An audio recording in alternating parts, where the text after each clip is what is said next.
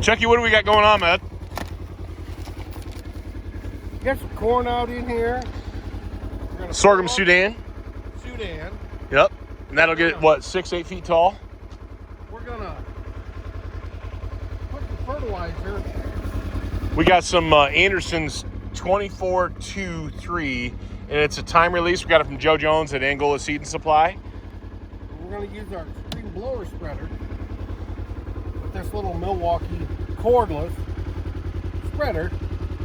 We're gonna fill this hopper up. First, we're gonna make sure our gate valve is shut. You hold it with your feet, yeah. Can you put a foot there for me? Yeah, no problem, buddy.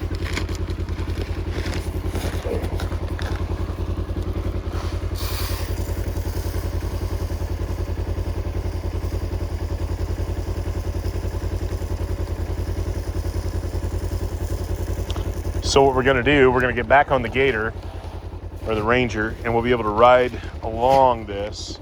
And Chuck, you'll be able to open the valve to probably gate position 3 or 4 and spread 24-3.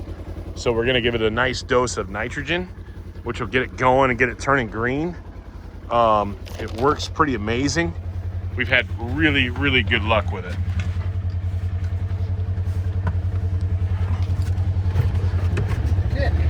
Ready? Yep. Look at that spread. Spreading right out there onto that Sorghum Sudan.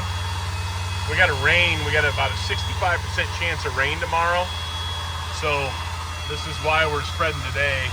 Hopefully that rain will take that in there and turn that stuff really nice and green. Just another, I guess, trick for the trade, I guess, of food plotting and all that habitat work. Something to think about, guys.